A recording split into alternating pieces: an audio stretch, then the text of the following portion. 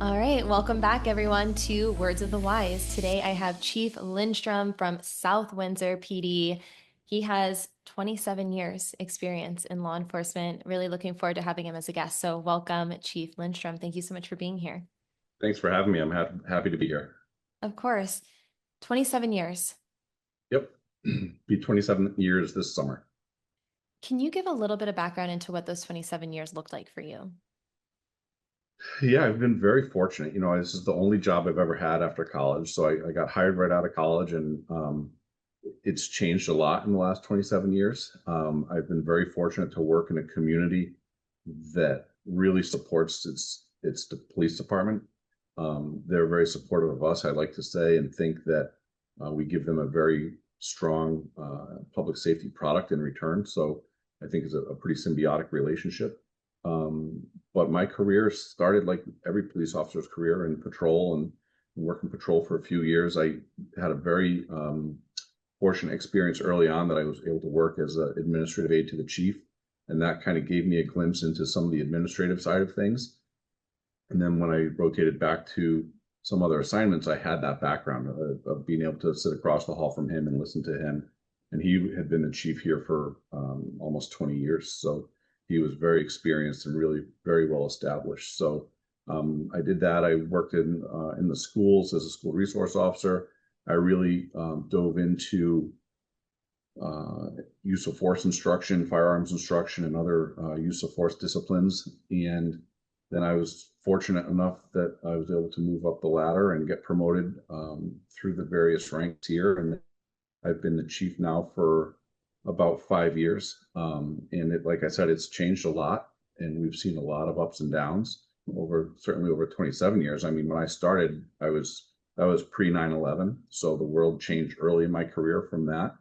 Um, and then we've seen the last 6, 7, 8 years, this era of reform that has even further defined or redefined what we do and how we do it, especially changes we've seen in our state, legislative changes and things like that. So it's been really fascinating to me. I'm very much from an academic standpoint, I very much like the social sciences. So it's been fascinating for me to watch the community, watch society, watch our organization and how it's changed and what has changed it and what the different responses have been to some of the different things that have happened. So it's been a fun ride. It's been like I said, a lot of ups and some downs, but it's been a great career. I love it. And kind of like a little side note, that is what I studied in college. And I refused to take any other classes other than the ones I wanted to take. So I never graduated because I was always taking sociology and psychology and philosophy and all the social sciences because that was what I was interested in too. It fascinates me to understand why people are the way that they are and especially in the context of their surroundings. And so I was very much like that, but I refused to take like math or whatever else. So I never Yeah, graduated. no, I hear you. I developed my way through some of those other classes, but my interests were in the social sciences for sure. I love it. I wanted to ask you a question because I think that this has come up a few times in conversation. I'm interested to hear your perspective. Do you think that policing is harder today than it has ever been in the past? Think it's different. I think that more has been piled onto police officers. So in that regards, I think the job is more complex. Mhm. There are sometimes I like to use the analogy of the person at the carnival, the guy that spins all the plates. And I think when I started my career, maybe we had 3 or 4 plates that we had to spin.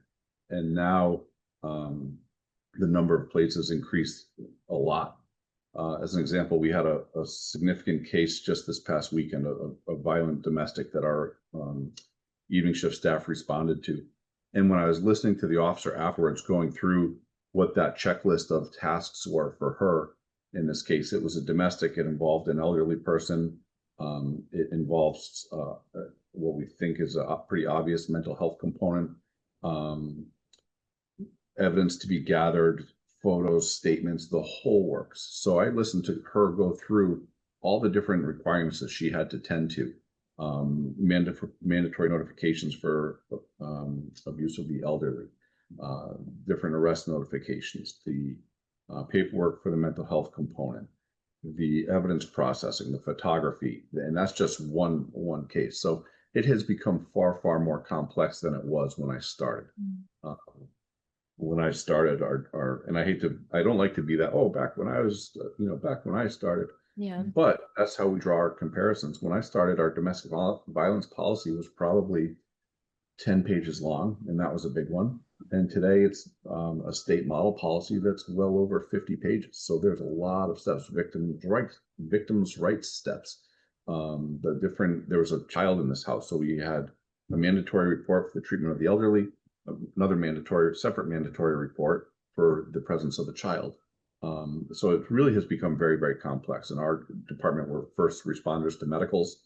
So we pile on top of that um, the medical training and temperature requirements for Narcan and different temperature requirements or overlapping temperature requirements for epinephrine now, and just the the different specialties that these officers have to that the different hats they have to wear today is almost remarkable. They really are masters of a lot of different trades, and it's I'm proud of the work they do. It's very complicated, but that's probably the biggest change. Is it harder? People are people. I don't think people have changed that much in 27 years, but the tasks and requirements that we are called upon to carry out and execute is become far more complex.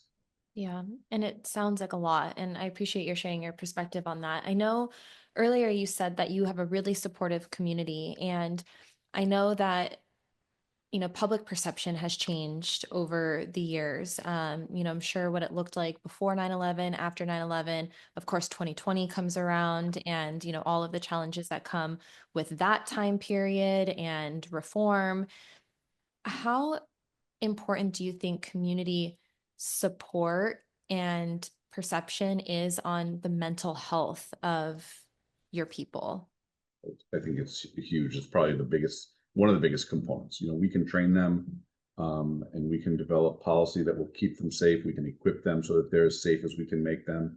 We can try to staff in such a manner so that they're as safe as we can make them in terms of having backup officers available. We're not a real big police department, so um, we do all that. But if they don't feel supported, if they feel like every corner they turn is going to be someone who's oppositional to them, a figurative corner or a literal corner, if someone's very oppositional or confrontational to them, I think that really gnaws at and gnaws away at their mental health and their general fatigue levels over time, their cumulative fatigue levels, and their patience and their ability to be empathetic and sympathetic when the time comes. Yeah. So I see in other, we don't have to travel far from our medium-sized suburb to go to some other areas where the communities are different and the police departments may not feel as supported. And I think it's almost a palpable difference. I think the police departments might have a little bit more of an edge to them. Um, I'd be curious to know um, what the grievances are like within the agencies like that, what the lawsuits are like within the agencies like that. I sit here and knock on wood because we're so fortunate in so many ways. But I know that when our staff have commented in the past that when they are out in the community, they're very they're welcome, they're engaged. If they're in line at the store picking up lunch, they're engaged, and there are a lot of amicable, friendly conversations that happen. And I think that makes a world of difference to them in terms of how long they can do this or how well they can do this job. Yeah. Well, I like how you said how long they can do this job, because if it chips away at you every day and every single interaction that you have is negative, then I would imagine that over time could shorten someone's career, could lead to burnout or some sort of mental health issue, because it's like, how do you show up every day when everything seems to be negative? And I think it's a little bit of like the chicken and the egg situation too, when it comes to that. And it's like, how do you think that, if maybe you don't have that support, how do you cultivate that? Like, what is something that can be done within society or within the organization to help create more of that compassion and support within the community. Yeah, I think you're exactly right. It boils down to a chicken or egg. Who's gonna make the first move? And it's kind of, for us, it's a bit counterintuitive, but I think it's important to, in a calculated way, when it's appropriate and when it's safe, we law enforcement have to lower our guard a little bit. And I'm not saying become complacent or use bad tactics, but lower our guard a little bit and make that first move in having the conversation, make that first move in hosting an event, an outreach event, or being present at an outreach event that we historically haven't been present at. Those types of things are, I think, good first moves, initial moves. And when you have the right personnel engaged in the right activity, I think there's a contagion factor there. And then people will see that, see the support, see it moving in a positive direction, and it will hopefully continue to change and spiral in that direction. Yeah. And then eventually, and these are nothing that I've done as chief. This has been an organizational philosophy here for the 27 years that I've been here. It's policing the community together and being out there and putting your window down, and talking to people and visiting the schools and letting the kids see you as someone other than someone beyond the uniform. Look beyond the uniform. Talk to them about the sports playoffs, the Super Bowl, the Yukon Huskies basketball, whatever is important to this area, and engage them, and they'll engage and reciprocate. Yeah. And that, I think, is it really, that's where it starts. It's okay for us to, we train and teach command presence, and you have to go into the room, you have to own the room. Well, there are times where you can, like I said, lower your guard and show some vulnerability. That's okay. It's not, maybe generations ago it wasn't, but now it's okay to show your vulnerability, show some sensitivity, and it humanizes you. And then that's where that symbiotic relationship, I think, blossoms really. I appreciate the tactical advice, just like some of those things of like go to the school or go to a basketball game, because no matter what, I think it's always going to take time. Like and um, trust and support are always going to take time. It's earned, not given a lot of times, right? Just no matter what. And so I think knowing that it might take time, but if you do these little things, it can go a long way. And over time, you start to see the shift, hopefully. That's And I think it's built over time, but it's lost in a second. yeah. It Mhm. might take months or years to get there. And it's kind of like getting into a real good cardiovascular shape, right? It takes a long time to get into shape, but a few weeks of breaking your routine and you can fall out of shape fast. So I Yeah. think it takes a long time to build this relationship with the community. And one wrong move or one bad incident that's not managed properly, and everything that you've worked to gain can be lost or can be at least um, put Damage. out in the wind and has to be regained, or re resupported or re-emphasized, reinforced. It can be lost very quickly, which is what we've seen, right? I mean, I think I know there's a lot more historical context to what we saw in Minneapolis with George Floyd, but that was a moment where American law enforcement took drastic steps back, Mhm. away from what we had accomplished in terms of trust and building relationships and building partnerships. And that set us back a long way. And we've had to work very hard to try to make up ground in different areas of the country. I think are doing it at different rates, and different departments are doing it at different rates in their own way. But I do think that it's important to recognize that it does take such a long time to build, and it can be, especially trust, right? I think trust can go in an instant, just like with a significant other or children or your neighbor. Trust can disappear in a hurry. Yeah. I'm really glad you said that because that's my mind went there of like, and I've heard this before, and to me, it sounds correct that law enforcement is one of the only, if not the only, professions where people expect perfection. And you're not allowed to make those mistakes, which is extremely stressful. That is so much pressure to put on anyone because we know that you guys are humans and humans are imperfect, and there's never ever going to be a reality where no mistakes are made when we're considering the human factor of it. But I also think in the context of trust, that's where my mind went. It's like, it's law enforcement, like you have to be perfect. And then also in relationships, for the most part, it's like there's that level of perfection, where if you make one big mistake, like that's it, you're done. And so it is a hard, definite line, I think, that's been drawn. And that's an incredible amount of pressure. I wanted to pivot a little bit because I know you said the importance of being in the community, putting your guard down when it's safe and appropriate, to build that trust. Do you take the same approach within the organization as the chief? Certainly I try to. Like I said before, we're very, I think if you were to look at police departments across the United States, we're very average size. Um, we're a smaller, medium community outside of a larger city. So I'm fortunate that in this agency, I know everybody. I know their first names, I know their spouses, I know their kids. I know who's graduating from school this year. I know who made the little league team, whose team won the championship. Those are all important things. And so I try to be very present, and I encourage the command staff to be very present with our folks and build those relationships outside of just operational details.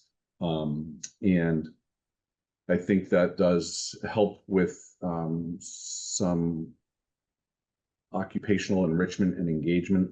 I think that it also builds trust internally. They get to the staff here, the personnel here get to know me, I get to know them.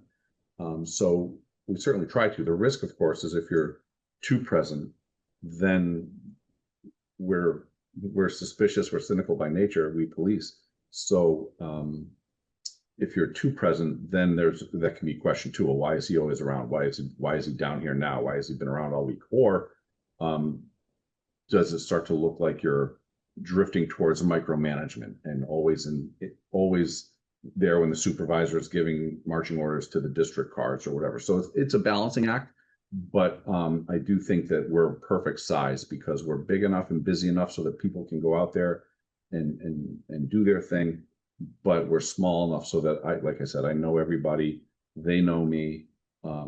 We have very manageable spans of control, which I think helps with a lot of the different things that we've talked about already. Um, but yeah, we certainly try to be present and make sure that we get to know the people we work with, for sure. Not only as police officers, but as people. Yeah. And can you just, so anyone who's listening understands what the size of your agency, because I know you're saying like good size, small, but not too small. So how many employees do you have when you're saying, the numbers? Sure, we have 60, come July 1, we'll have 62, we'll be authorized for 62 full-time employees. 47 of them will be sworn, the balance will be civilian. And it's a community of about 27,000 people, about 28 square miles.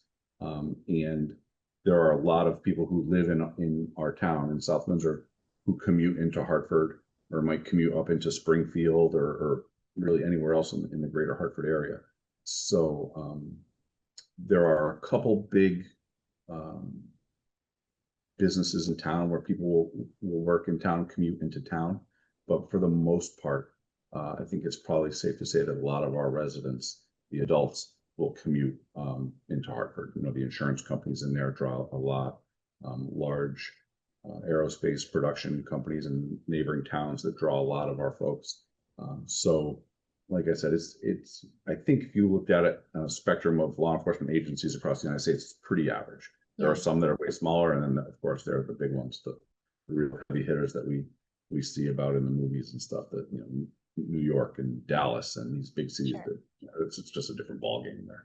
Yeah. But I also think that like to know everyone's name, even if you're just considering sworn, to know upwards of 50 people, their name, their kid's name, their little league schedule, that's a lot. And I'm sure, I mean, I would imagine that that does go a long way, you know, to be like, wow, like he knows me and he cares and he's actually investing some time into asking me about my life. You know, I'm curious to know if you have seen a direct impact of that on morale and culture. It's hard to say if, if there's been a direct impact. That's what I valued when I was coming up through the ranks. So I wanted to make sure that that's something that I did and really relate to our staff.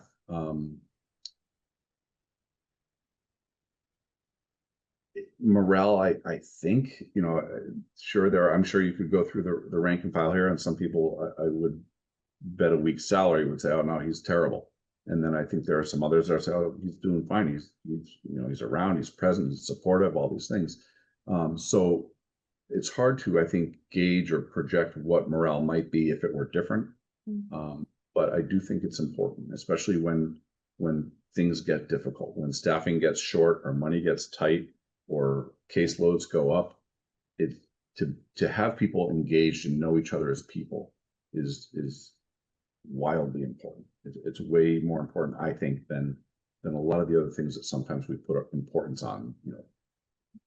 What cars we have and what gear we have and what it's just it's a priority for this command staff to know who they're talking to.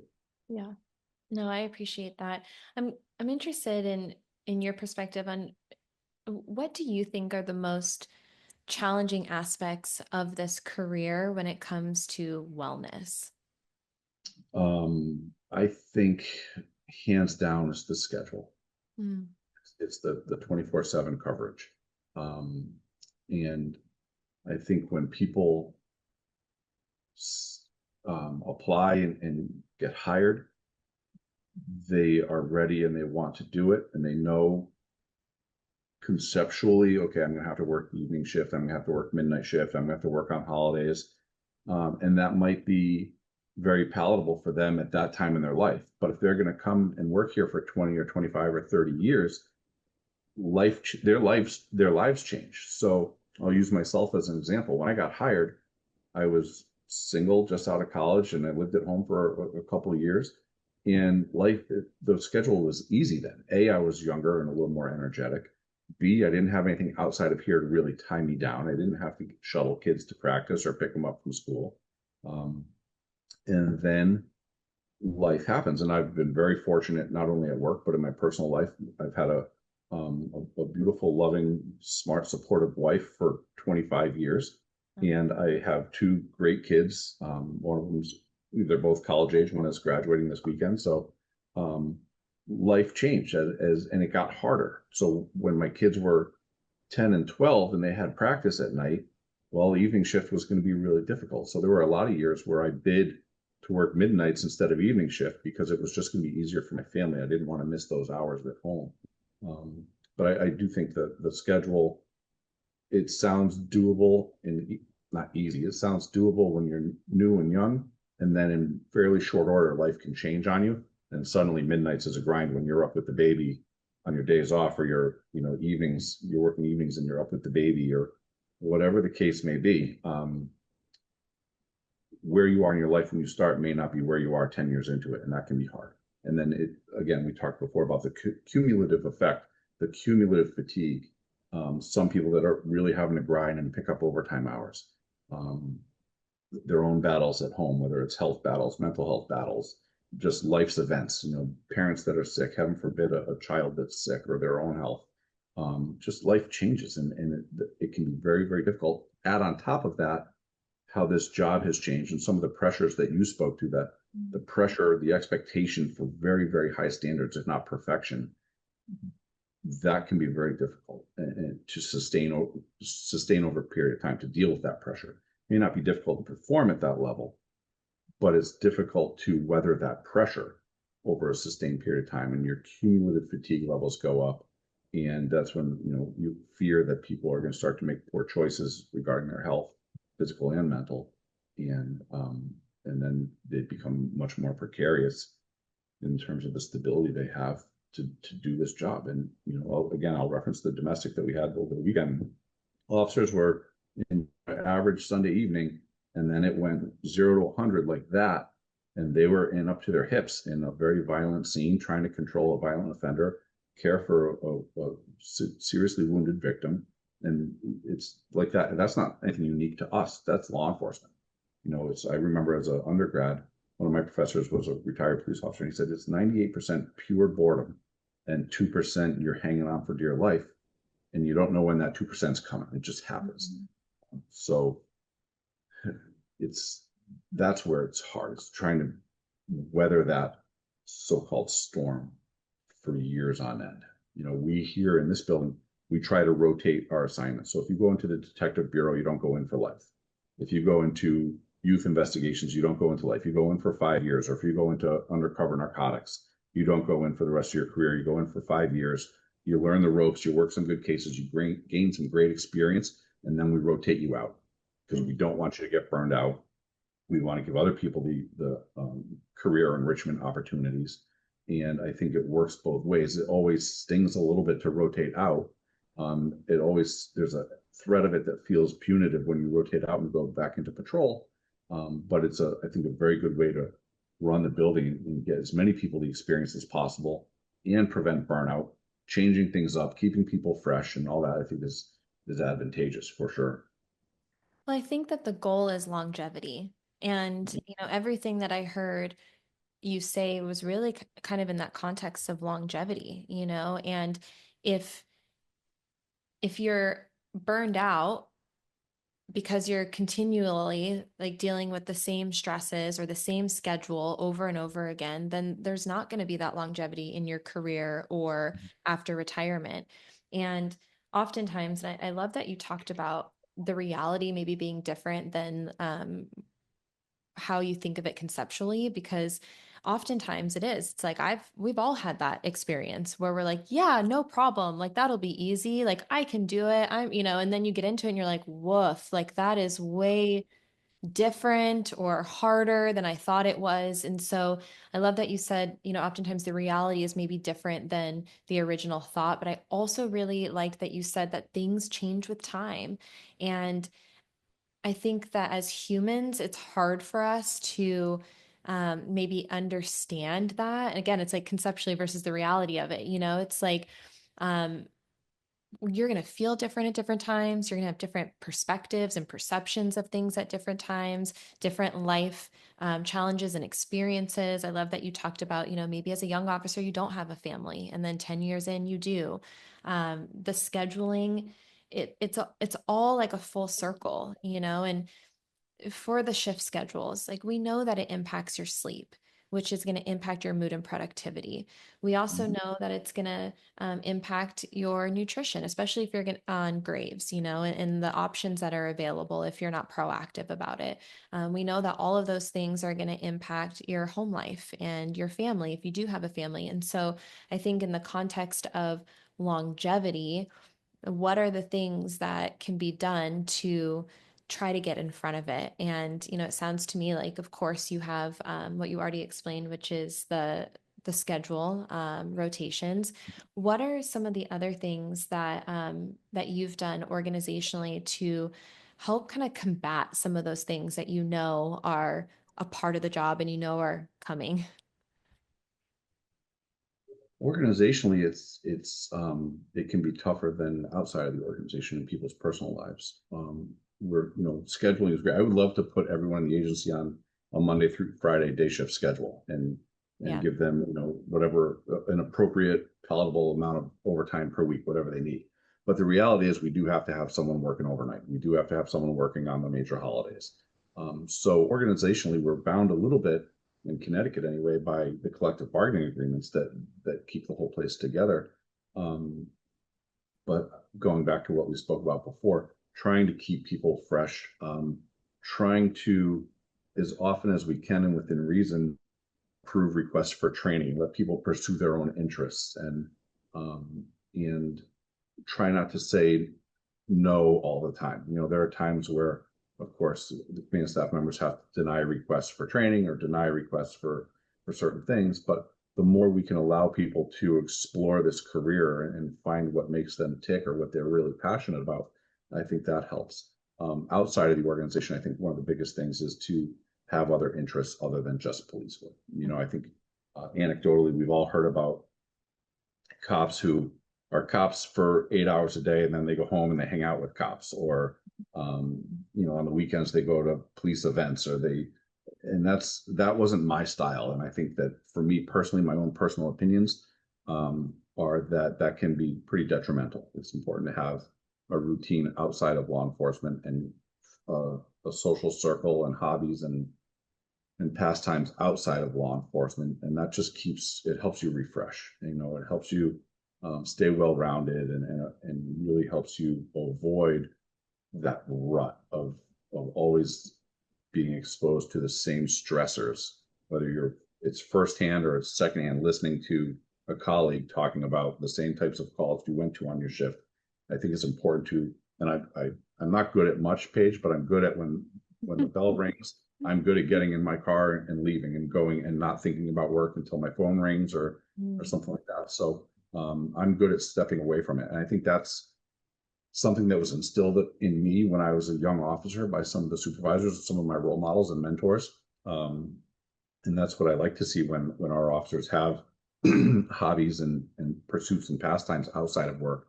I think that is even a bigger contributor to their longevity than anything we can do internally or organizationally.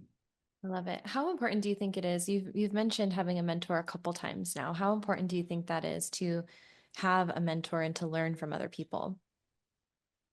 I think it's tremendously important. It's kind of as much as we try to be transparent and have websites with pictures and events that are open to the public, there's still an element of the unknown, an element of secrecy to law enforcement. So again, when you're talking about people, younger people who are getting into the profession, sometimes when they get in, it's not what they expected necessarily. Um, so to have that mentor, so when people get hired here, we have internally we have a mentorship program. So when you get hired, you get paired with a mentor, and that person isn't an old gray-haired person like me, but it's someone with like 3 to 5 years of experience. They're in full stride. They know all the procedures, the steps. They're very good at their job by that point. And we pair them up, and they meet periodically. They establish their own schedule to just whether they go get a coffee or whether they go for a jog or whether they sit down and they go car to car out in the field. They have that. The new person has that experienced person as a sounding board to ask the dumb question or to express the concern that they might be a little squeamish about bringing up in the locker room or in briefing, but to ask your trusted mentor is huge, and to get some guidance and talk about, hey, where do you see yourself in 5 years? Oh, I'd like to I really see myself working in the traffic unit. Okay, well then make sure you're out there being proactive, stopping cars. You could even put in for it worked for me to put in for this class, and that was helpful in my development as we look at people's career development. So to have that mentor is huge. I was very fortunate early on to be mentored by some very strong and very different leaders, and I benefited from that, and I learned a lot of lessons from people here. And I joke, just I shared with you that we had to reschedule this appearance because of the death of a former colleague. And he was a wonderful mentor to me. And I joked that, I learned some stuff from him of maybe what not to do or what not to say, but I learned more of what to do and what to say. And he was, having that mentor is invaluable. You can't put a price tag on it. Yeah. Thank you for sharing. And um, I know I've already told you this, but I am sorry for your loss. And it's never fun to go through that. But I think too, like you can, he lives on through you, right? Because you've learned so much from him. And I think that that's the beauty of leadership, and that's the beauty of mentorship, is that you have the ability to impact other people's lives. And when you impact someone's life, it's that ripple effect, like they're going to learn that from you, and then they're going to go and teach that to others, and it's going to be passed on. So I think knowing that, you can have an impact long term on people's lives for the positive. Yeah, and he's leaving behind a legacy. We still tell stories and share stories about his years here, and then the people who were mentors to me who are still alive, and we see them at functions and see them around town and bump into them at different things, and it's great to see them, and they were really strong presences during my formative years here, and I think that's one of the huge reasons I was able to make it to as far as I have 27 years and counting. So to be able to assign that to new people now and give them as the new person in class, the new kid in class, to give them a hook and someone they can go to with that, like I said, with that dumb question or that confusion that maybe they feel like they shouldn't have. That's huge. To just give them that contact is I think very, very, very valuable. Yeah. And was this the mentorship program? Is this the Battle Buddy? Yes. That what you call? Yeah. Okay, so you call Yeah. it Battle Buddy, and Yeah. I really like that name. So I wanted anyone who's listening to Yeah. hear that the Yeah. mentorship Yeah. I program is didn't called I Battle. didn't come up with it, but I think it's very appropriate. It fits, and because you will, it's, coming into work. I always say, when I kiss my wife in the morning, and I come into work. I don't come into play. I don't come in to recreate. I don't come into to lounge. I come into work, and sometimes work is hard. And when it is hard, you need that battle buddy. When you're in the throes of it, um, you need somebody, and to give someone who's been here for 7 months, 8 months, 11 months, that person that they know they have that they can go to and trust. Um, it's huge. So yeah, I didn't come up with the word the term buddy, but I think it's very appropriate. It's catchy. I like it. There were a couple other things that you shared with me offline that I kind of wanted to dive into. And one was this idea of, bulletproof mind. And I know that you, as a command staff, you get together frequently and you talk with each other about how to support your people. Maybe what are some of the early warning signs that you guys can identify so that you can be more supportive of, wellness within your organization. Can you maybe explain a little bit about what you guys are doing and maybe some of the concepts behind those things that you're doing? Sure. I mean, we work and always have worked very hard to protect ourselves from physical threats. Ballistic vests and um, very sound, operationally safe cars, but we haven't always worked as hard to protect our mind. And there was a police training that I benefited from early on. I went 2 years ago. It was a seminar called The Bulletproof Mind, put on by a trainer named Dave Grossman, again several years ago, and he talked a lot about that name was kind of his way of talking about building resilience and psychological resilience, and being ready. So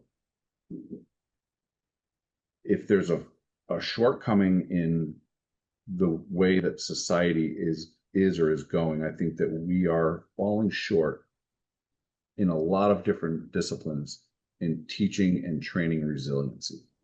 Um, and I can be outspoken about it when I'm out of my office, and sometimes even at just bantering it on the back patio at my house about resiliency and how we're not, I don't think, doing a great job cultivating that in young people.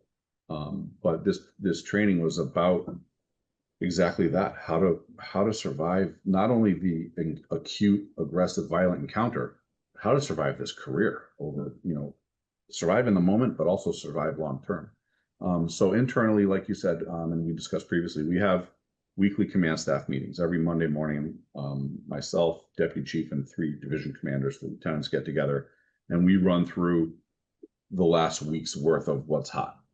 And at the conclusion of that meeting, we always set aside time to cover 2 topics. One is any early warning notification things that we need to be cognizant of, and we have a list of not red flags. We have a list of flags.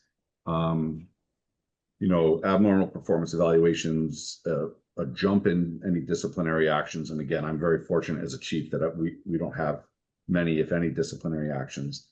Any jump in attendance or sick time issues, any jump in uses of force. Did someone suddenly have a spike statistically in uses of force? So those are some of the examples of some of the early warning, we'll call it red flags, that might pop up. And there might be a very justified reason for it. or is there something else in the works that is eating away at them? So we definitely cover early warning system stuff. And then the second topic that we cover at the end of the command staff meeting is health and wellness. And we go person to person and, hey, what's happening with who? Um, how's so and so's marriage? How's so and so's dad who's ill?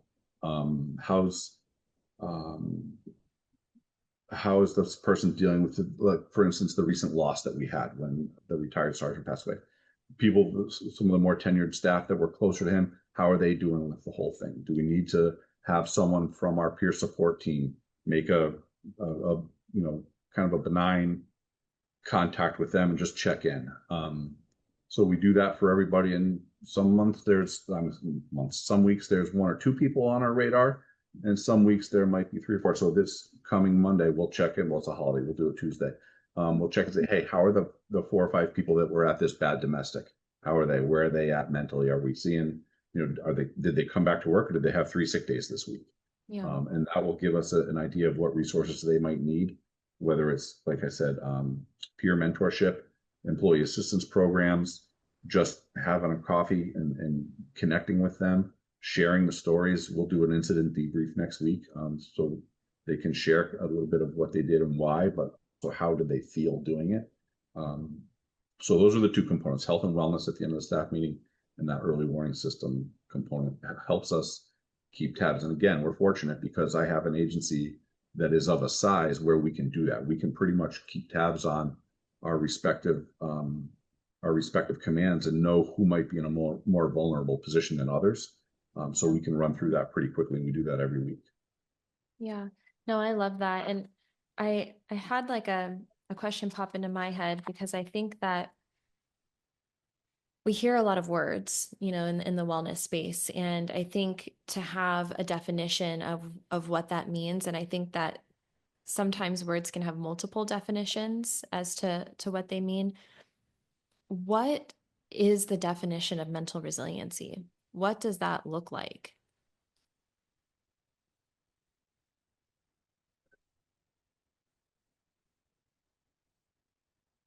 I think it can be a lot of different things. I think one of the things that pops into mind is the art of, again, not my phrasing, but the art of acceptance. And bad things are going to happen.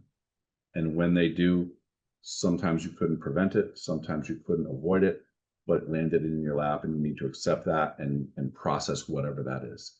Whether it's a bad call at work, whether it's a bad relationship outside of work, and to be able to kind of rebound back to whatever your baseline was. We all, that baseline is just a benchmark. Sometimes we operate above it, sometimes we operate below it, but that if someone is resilient, they're going to be able to reestablish themselves on or near that baseline. Um, how does it look? I think it's someone who can be, if someone's resilient, they're going to be firing on all cylinders inside of work, outside of work, and they're going to be selfless. You can only help other people if you're healthy and sound yourself. So I think when you start seeing people who can be selfless and reaching out and helping others and spending time to counsel others or inquire about the health and wellness of others, I think that can be an indicator of resilience. Mm. Could it be someone it's a facade and they're looking elsewhere because they don't want to look internally? I suppose you could argue that, but I just think of it, if I picture it or try to define it, it's someone who can accept what's happening. They can learn from the bad, try not to repeat it. They can strive for the good, try to repeat that, and always end up back in homeostasis there. I thought that was great. Honestly, I thought that was so good. I loved it. The art of acceptance, rebounding back to baseline, and being so good physically, mentally with yourself and your wellness that you then have the ability to help others, because you can't help others if you aren't good yourself, and so I thought that was excellent. I really appreciate that. And I know that that was maybe a curveball that I threw at you. So that was really That's, good in the moment.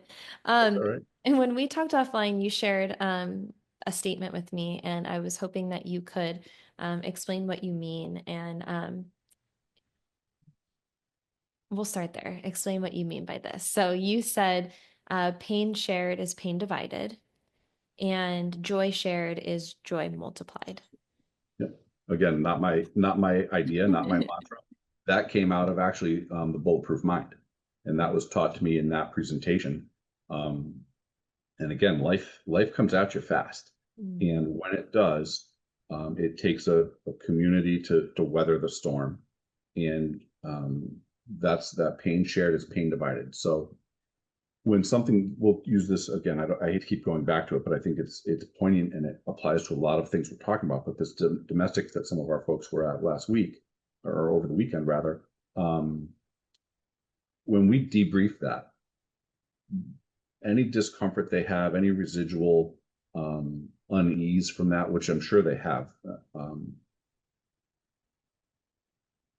to talk about that and share that with each other will dilute or divide the weight of what they're feeling.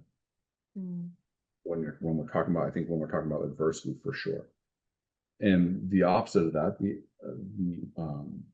the rebound effect of that is when something great happens, we share that too, so that everyone can get a flavor for that success story, the life saved, the baby delivered, the great case that, a couple summers ago, it's very unusual in town, but we did have a homicide, and our detective bureau worked tirelessly, did an awesome job. And when they cleared that case, that's a celebration for them. But we all can sniff the same air and feel good about what they accomplished, and celebrate that accomplishment, celebrate that great case. Um, so it's just it keeps everyone engaged, it keeps everyone involved. But what I don't want is, for especially with the pain component, we don't want people trying to do it themselves. mhm. Is too much sometimes. So to share that again, whether it's with your battle buddy, whether it's with your spouse, whether it's with your teammates outside of here, whatever it is, you have to be able to share that with somebody. I think to keep it and internalize it, that's when people start to make bad decisions. They start to self-medicate.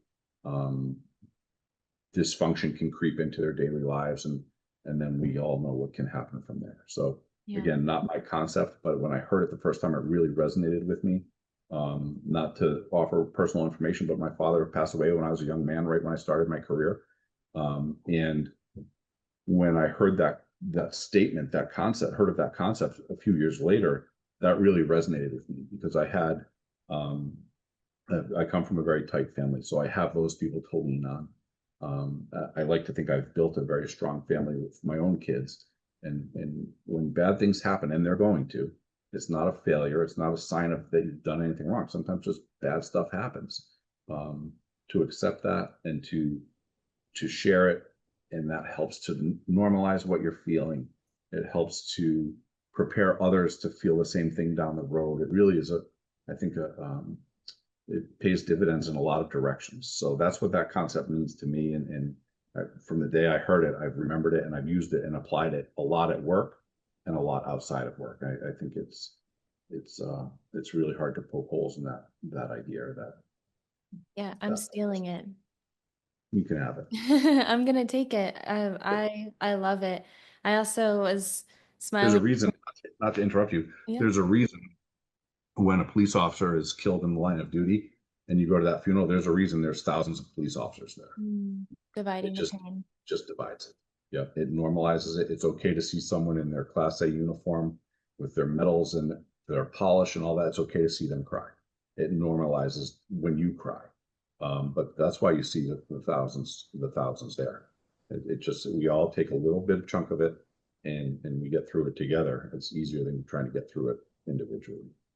Yeah, and I think I was kind of like smiling a little bit when you said, we can all sniff the same air. I liked that when you said that, but I think that we as people, as a society, have somehow reached a point where we feel like we have to take the burden of everything, and isolate. And I think that it's a really, really good reminder that, like, hey, like, have people that you can lean on, have people in your circle that can help take some of that pain or some of that burden off of you. You don't have to do it alone.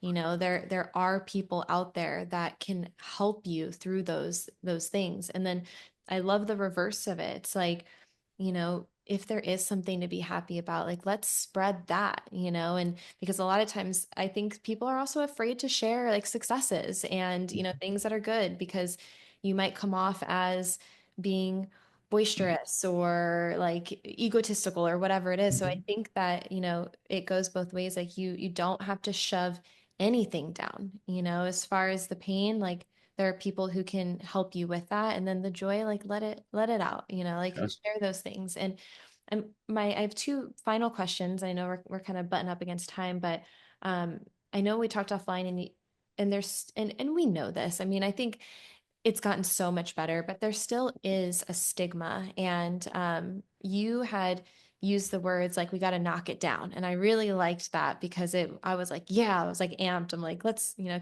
kick it down. But how do you think that we can break that stigma and get people to open up and feel comfortable, you know, sharing the pain and asking for help and reaching out to resources, especially in a culture that historically, you know, taught the opposite of that for Yeah, so sure. long? Yeah, we have to talk about it. It's as simple as that. We have to be willing to open up, be vulnerable, and talk about our own experiences, our own tears, our own therapy sessions, our own whatever it is, and normalize it. There was oh, my son would be mad at me for not knowing which one, but there's a big Division I football coach, and I want to say it's Coach Day at Ohio State, who talked about having a therapist, and he talked again, not an entirely dissimilar environment, right? A lot of bravado in that level of college football, a lot of testosterone, a lot of that. And he talks with his players and in press conferences very openly about um, going to therapy, and not because he has a problem that he needs to deal with, but because he said, I just make it a part of my normal wellness and health portfolio. You know, I have an eye doctor, I have a primary care physician, I have a dentist, I should have a doctor for my head. And I think for him to normalize it to those kids who, because of the environment they're in, I think you could argue they're in kind of a bit of a higher risk position. It's not crazy different from us, right? We're still, it's changing, but we're still a male dominated profession. We have historically been taught, internalized, don't show emotion, command presence, be tough, polished, squared away. And I'm not saying walk around, you know, sobbing all day, but if you need to cry, you cry.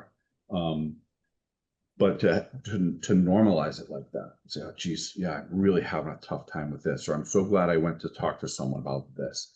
We are better, I think, now than we ever were about inviting our employee assistance providers into into the building after a loss, into the building when there's a changing of the guard, if they have a change in the guard, or if we do, just to have that presence. We have a police chaplain here in the building, and he's he's great when he visits. He's not over imposing, but he visits regularly and just is around, and it normalizes the opportunity to talk with him and engage with him. So I think that to answer your question, I hate to answer it with just one phrase, but we have to talk about it. And I think that kids now, the late teens, early 20s kids now are way better at it than old guys like me. So in 20 years, I think it'll be much more mainstream and accepted than it is now. It doesn't mean we should just sit back and wait for those kids to grow up. I think we can learn from them and get out in front of it and just talk about it and normalize it. And it's okay if you need to go see a doctor, or if you have a therapist that you see regularly, there's nothing wrong with that. You have a dentist that you go to, I hope, just like you have an eye doctor, and you get your annual physical. You know, I think to keep our brains healthy and our hearts healthy, um, you go see somebody, Yeah. you know, and visit and talk, and there's no shame in that. Well, I love that leaders are setting that standard of saying like, hey, this is just a normal wellness portfolio, just like you go to the dentist, just like you go to your doctor every year and get a physical. And so I love like almost like nonchalantness of it, because I think that's what it takes is like, Father. what is Yeah. weird about that? It's not weird. Like, would you say it's Yeah. weird for me to go to the dentist? No, it's not weird for me to go and talk to someone. And I it's not just old guys like you. It's also like me, like I went through that too in my life where I think there was an immense amount of shame for struggling. And I learned that too at a young age. Like I didn't want people around me to know what I was going through. I came from a very dysfunctional home and domestic violence, and it was so shameful that I put on a front and I shoved everything down. And I was like, I don't want anyone to know these messy parts of me. And it quite honestly wasn't until probably 4 or 5 years ago that, working in this space, honestly, like you guys inspired me to be open and vulnerable about the things I had gone through because I was raised in an environment where, like you said, like be tough, put on a facade that you're okay, build an impenetrable wall, keep going, and don't show signs of weakness, and like put on this like mask that you're perfect, and um, I never ever wanted to share the messy parts of me ever. But there is freedom in that. There is freedom with talking about it and sharing those things with others. And really, there's no one that's suffering from you not saying anything other than you. Like I think about like how much suffering I put myself through by not Mhm. not taking those steps. And so I agree with you. I think the younger generation is more open and receptive to those things. They're set on a I shouldn't say better, but I think an easier trajectory to be able to do those things because it is more socially acceptable versus like when we grew up. Different Right. situations, obviously, different context, but I Right. experienced that too. I My agree. final my final question for you: what words of advice would you give to the younger generation? Maybe something that you wish you would have known, or something that's helped you along the way. Two things that kind of relate. One is to be patient with yourself. There's going to be, I mentioned at the outset that I was very fortunate that I was promoted and rose through the ranks here at the police department. But I, for every test that I came out, every promotional test that I came out number one on, there were a handful that I didn't come out number one. Mm. So be patient. We hire in our agency, we work very hard to hire um, the best candidates that we can, the high flyers, and um, they get hired here because of their strengths, and then they come here and they compete for positions, administrative assignments, and for promotions. They compete against the other people who were high flyers. Um, so be patient. You're going to lose probably more than you win when it comes to career advancements and things like that. The other thing is that everything's a phase. And that's something that I learned or I was told by a person outside of work years ago, particularly talking about child rearing, that everything's a phase. So when it's a good phase, enjoy it because it's going to come to an end. And when it's a bad phase, grind it out because it's going to come to an end. You'll get through it. So I'll use the example, the some of the more unsettled times we've seen at the police department, whether it's um, after George Floyd's death and some of the unrest and uncertainty we saw, or post 9/11, the uncertainty and the fear that we saw after some of our the agency deaths that we've suffered over the years. All of those things, it's a phase. It doesn't last forever. So you'll get through it. You'll get through it together. And if it's good, enjoy it because it's going to come to an end, whether you want it to or not.